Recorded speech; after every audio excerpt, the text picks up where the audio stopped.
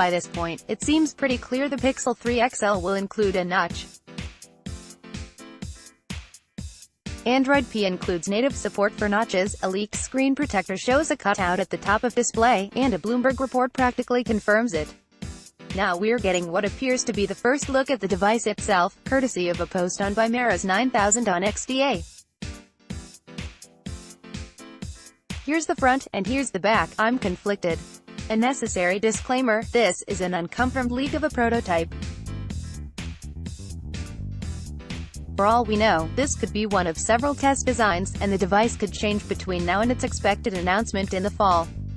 But I've also covered tech long enough to know these early leaks come to fruition perhaps more often than not, and it perfectly matches prior leaks.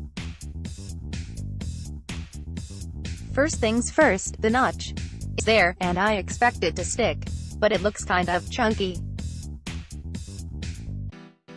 Most other Android phones have a short notch that's easy to hide in software. On the OnePlus 6 and Huawei P20, it's hardly taller than the status bar. It becomes practically invisible when hidden in the software. The tall notch will probably mean an expanded status bar, like on the Essential phone, and an unfortunate waste of precious space. Huawei's notches on the P20 Pro left and P20 right are small and inconspicuous when hidden in the software. On the plus side, there seem to be two cameras on the front, or at least an extra sensor, something previously indicated in a Bloomberg report last week. This could be used for more accurate depth perception for portrait mode. But the Pixel 2 already has arguably the best selfie portrait mode outside of the iPhone X, so that seems kind of superfluous. A more intriguing possibility would be that it could enable something like Apple's Face ID. Plenty of Android phones already include face recognition, but they are almost always far less secure than Apple's system, more of a convenience than a real security solution. The OnePlus 6 has one of the fastest face recognition systems around, for instance, but it can be fooled with a photo and isn't secure enough to be used for things like Android Pay. Samsung does have an actually secure iris scanner, but it tends to fail in daylight and is much more finicky than Face ID.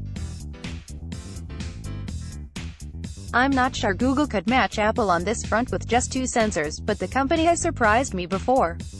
This looks like an autofocus sensor, but that's not an area the Pixel 2 has been lacking in.